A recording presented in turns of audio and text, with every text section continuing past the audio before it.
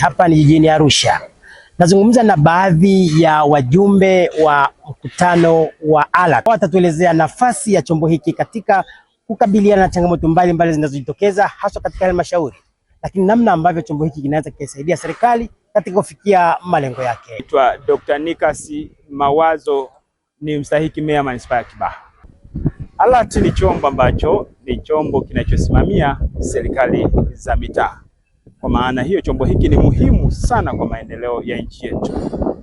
Tulichojipanga nacho hasa kwa mimi mwenyewe ninapokuwa naomba nafasi hii ni kuhakikisha kwamba chombo hiki sasa kinakwenda kuisaidia serikali, kwenda kuisemea serikali kwa wananchi, kwa sababu sisi serikali za mitaa ndio tunaoletewa fedha za serikali na kuzitafsiri kuzipeleka kwa wananchi. Kwa mfano, serikali inaleta bilioni 1. Sisi serikali za mitaa tunapeleka hospitali. Serikali inaleta bilioni 2. Sisi serikali za mitaa tunajenga mashule. Serikali inaleta bilioni 5. Tunakwenda kutengeneza lami na barabara kwenye halmashauri zetu. Kwa hiyo sisi kama serikali za mitaa ni lazima mamlaka hii sasa, ambayo kama Mwenyezi Mungu atajalia nitachaguliwa kuwa mwenyekiti wake, tutakwenda kuisaidia serikali kusema mazuri ya serikali kwa wananchi, lakini pia kuwasemea wakurugenzi wetu, kwa sababu wanafanya kazi muda mwingi. Wakurugenzi wa halmashauri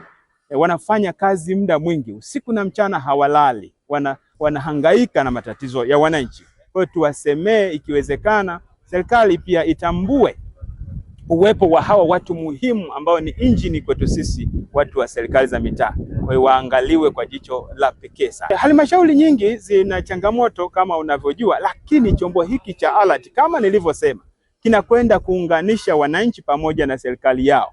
Kwa hiyo kina nafasi kubwa ya kwenda kuzungumza na wananchi, lakini pia kama sehemu ya serikali, maana ALAT ni chombo cha serikali, kiende pia kipeleke mazuri ya serikali kwa wananchi. Kwa ndio maana ninasema ni kiunganishi kizuri sana kwa wananchi. Inakwenda kuwa ALAT yenye kutafsiri sura na maendeleo ya nchi yao. Kwa hiyo wategemee mazuri kutoka kwangu kama mwenyekiti ninayeomba nafasi hii.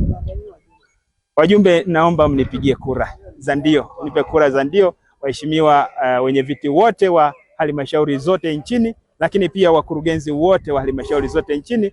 Naomba mnitume nikafanye kazi hii ya kuwaunganisheni nyinyi pamoja na serikali. Mimi nimekuwa ni mzoefu sana katika nafasi za uongozi. Nimekuwa mwenyekiti wa makampuni mengi, nimekuwa mwenyekiti wa bodi nyingi, nimekuwa nikifanya shughuli za kisiasa kwa muda mrefu, nimekuwa ni mjumbe katika kamati nyeti za Chama cha Mapinduzi. Kwa hiyo siwezi kushindwa kuwa mwenyekiti wa chombo hiki sasa. Wajumbe, naomba mnipigie kura za ndio. Nipe kura za ndio waheshimiwa wenye viti wote wa halmashauri zote nchini, lakini pia wakurugenzi wote wa halmashauri zote nchini. Naomba mnitume nikafanye kazi hii ya kuwaunganisheni nyinyi pamoja na serikali.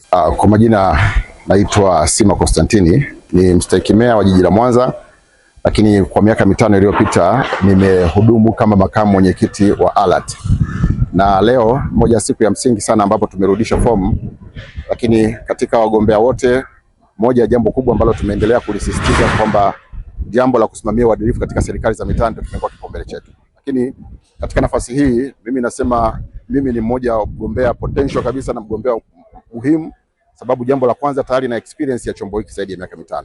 Lakini sambamba na hilo tunafahamu changamoto zilizopo, zikiwepo changamoto za maslahi na changamoto nyingine ambazo sisi kama viongozi tuliokuwepo tunao wajibu wa kuendelea kwenda kumaliza kazi ambayo tulikuwa tumeianza. Lakini sambamba na hilo wagombea ambao tumejitokeza ni wazuri, na moja ya kitu kwamba ushindani umekuwa mkubwa sana mwaka huu, sababu kila mtu anatamani kuivusha taasisi hii, na huo ndio wajibu wetu mkubwa. Kwa yoyote atakayepata nafasi, basi Mwenyezi Mungu atakayekuwa amempangia, wajibu wetu ni mkubwa kwamba hata sisi tunapokuwa tupo, basi wazo letu kubwa la kuivusha hii taasisi liendelee kuishi. Lazima tutambue kwamba tunapoongelea serikali za mitaa ni 75% ya uti wa mgongo wa nchi, sababu huko chini ndio wananchi wetu tunapotoa huduma. Kwa hiyo tunapoweza kuboresha miundo, tunapoweza kuboresha mifumo ya serikali za mitaa, maana yake tumeboresha miundo ambayo inawahusu wananchi katika grassroots, katika ngazi ya chini kabisa. Kwa hiyo tunapoongelea umuhimu wa chombo hiki, hatuongelei tu sababu tunataka kugombea, lakini tunaongelea kujua kwamba ni chombo ambacho kinaenda kuhudumia wananchi moja kwa moja, ukitofautisha na serikali kuu. Naitwa Maximilian Mateirange, mstahiki meya wa jiji la Arusha.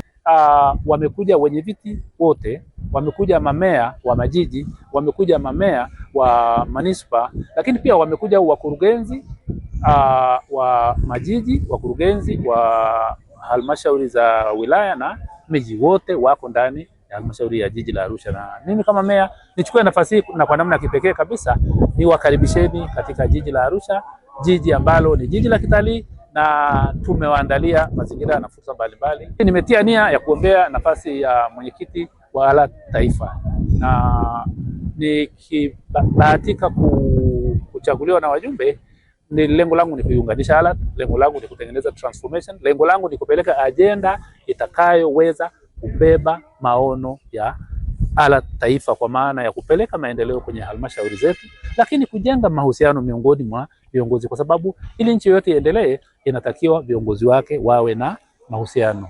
Imeeleza baadhi ya mamea ambao walikuwa wanazungumzia umuhimu wa chombo hiki na namna ambavyo kinaweza kisaidia kutatua changamoto mbalimbali zilizopo katika jamii, lakini katika halmashauri zetu hapa nchini.